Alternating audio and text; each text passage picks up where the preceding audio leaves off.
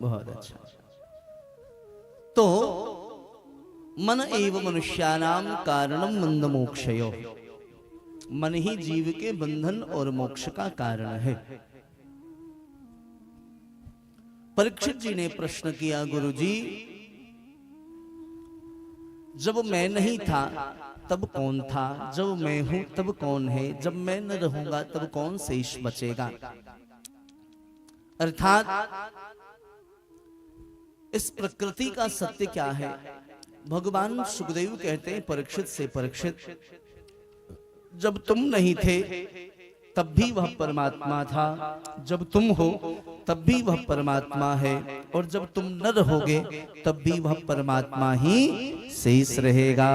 वो परमात्मा ही त्रिकालाबाधित सत्य है। ध्यान से सुनना। भगवान सुखदेव कहते हैं परीक्षित, पहले ये सारी सृष्टि जलमग्न थी, सारी पृथ्वी जलमग्न थी, पृथ्वी था नहीं। महाराज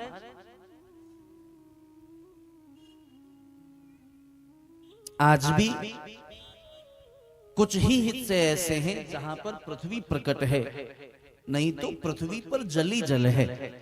यह सत्य बात है। विज्ञान के छात्र जानते होंगे, भूगोल के छात्र जानते होंगे। तो बोले प्रकृति पहले पूरी तरीके से जलमग्न थी। भगवान नारायण जल में विश्राम करते थे। नारायण का मतलब क्या? जो जल में विश्राम करे वह है नारायण।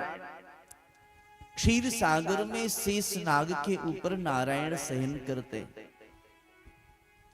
एक दिन उनके मन में क्रीड़ा करने की इच्छा जागृत हुई, तो उस समय उनके नाभि से एक कमल प्रकट हुआ, और उस कमल के ऊपर एक चतुर्मुख पुरुष प्रकट हुए। बहुत ध्यान से श्रवण करिएगा।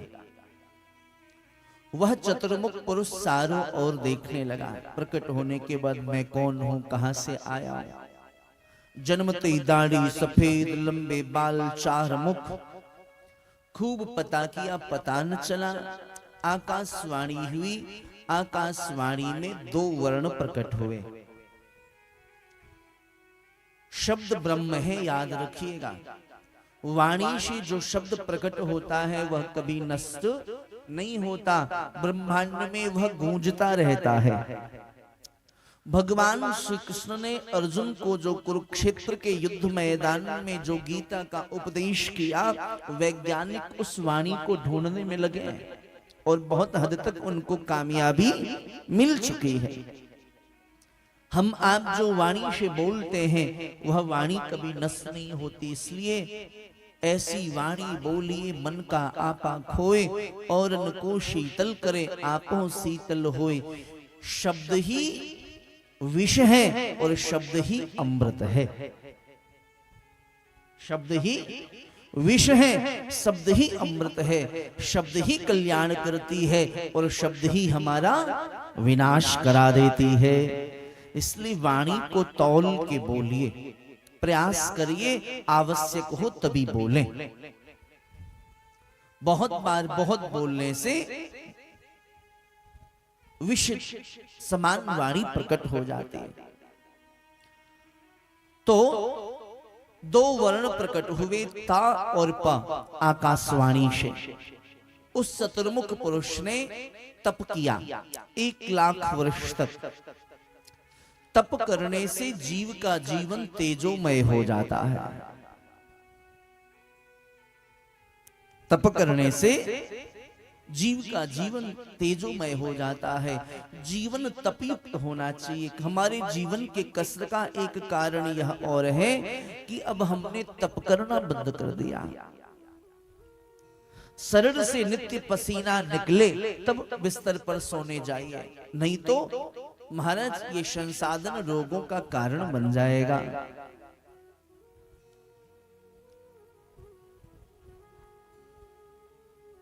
पहले के जमाने में लोग इतने स्वस्थ नहीं होते थे। चूंकि सुबह जगते थे तो लोटा लेकर के शौच क्रिया के लिए 2 किलोमीटर दूर जाते थे। मॉर्निंग वॉकिंग भी हो गई, पेट भी साफ हो गया, पेट सफा, खाने की जरूरत नहीं। हाँ? पेट ठीक तो सब ठीक। अब महाराज न सब जमीन है इतनी, न समय है इतना, तो घर में ही सारी व्यवस्था, अभ्यास हो गया, रूम में ही सारी व्यवस्था है। हाँ? पहले महाराज लोग कुएं से जल भरने जाते थे तो शरीर स्वस्थ रहता था। फिर समय बदला तो घर में चापाकल लग गया, हैंडपंप लग गया, तो फिर उससे भी थोड़ा श्रम करना होता था। बोले ये भी कैसे करें, तो घर में सबमर्सिबल लग गया, वो नल वाला काम। अब वही अंगुलियों में भी तकलीफ होने लगी, अंगुलियों में भी तकलीफ होने लगी, वो कैसे नल घुमाया जाए। तो अब आजकल सेंसर आ गया है, नल के नीचे हाथ लगाइए, महाराज उंगलियों को इतनी भी तकलीफ करने की आवश्यकता नहीं, हाथ लगाया पानी, देखा ना। इतने कोमल हो गए। पहले घर में माताएं चक्की चलाती थी, स्वस्थ रहती थी।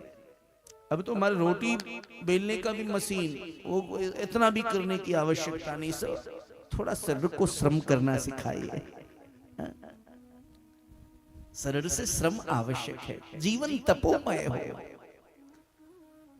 तप किया 1 लाख वर्ष तक तप करने से भगवान नारायण प्रकट हुए। वरम ब्रोहि, वरदान मांगो। बोले सरकार पहले तो यह बताइए मैं कौन हूं, आप कौन हो। बोले मैं नारायण हूं। मैं? बोले आप ब्रह्मा हो।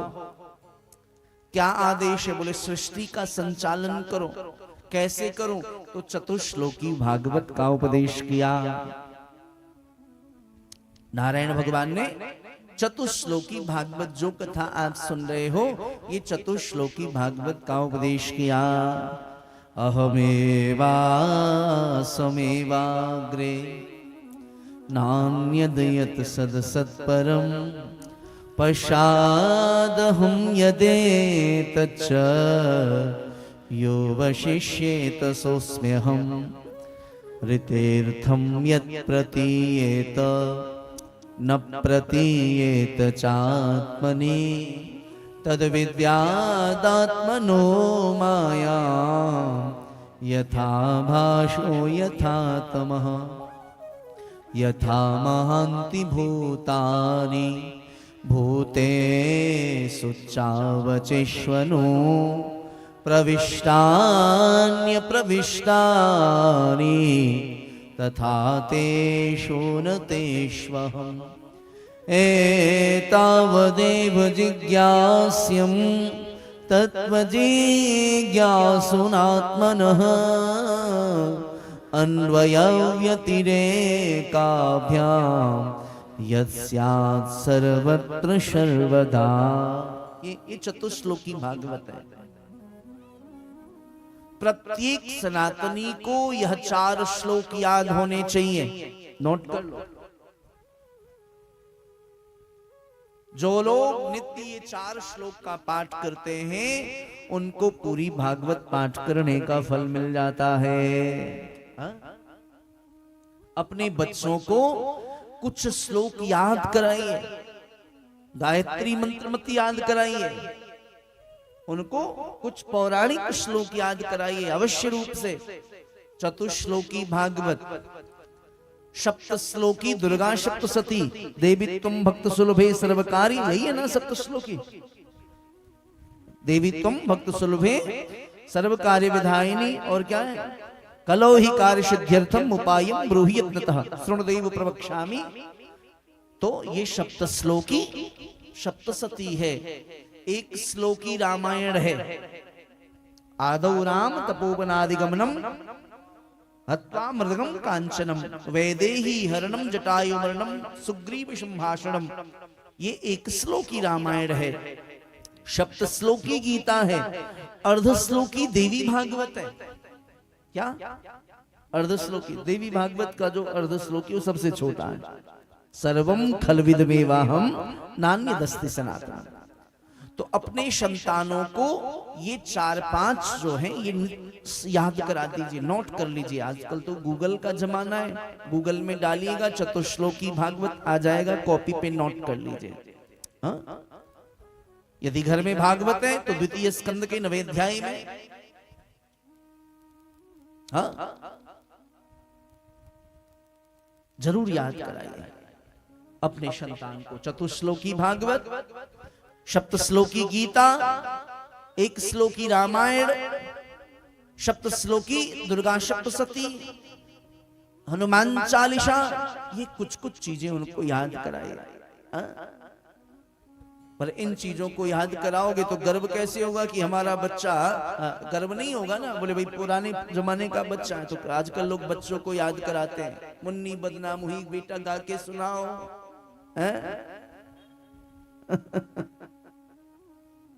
घर में जाओ तो बच्चे ये सुनाते हैं। नहीं, उनको यह सिखाइए, अपने जड़ों से अपने संतान को जोड़िए। मुझे बड़ी प्रसन्नता है जिस परिवार में मैं ठहरा हूं, आदरणीय अवधेश गिरी जी के यहाँ, कैसा सौम्य परिवार, उनके संतान लगता नहीं कि इस कलयुग के बच्चे हैं। वो इतनी विनम्रता उनमें, इतनी सरलता उनमें, सारी सुविधाएं होने के बाद पूरा परिवार बच्चे लगे रहते हैं। महाराज जी प्रसाद ग्रहण करिए, महाराज जी यह करिए।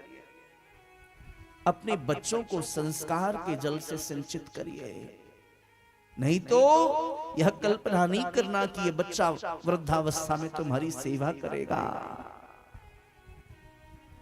संस्कार के जल से याद कराओगे ना अपने बच्चों को तो श्लोकी भागवत, सप्तश्लोकी गीता, सप्तश्लोकी दुर्गा सप्तशती, एक श्लोकी रामायण याद कराइए। अपने बच्चों को सनातन के जड़ों से जोड़िए। धर्म ही तुम्हें और तुम्हारे परिवार की रक्षा कर सकता है, धर्म ही तुम्हारा कल्याण कर सकता है। संसार के संसाधन तुम्हें कल्याण नहीं कर सकते, इसलिए उनको याद कराइए छोटी छोटी चीजें।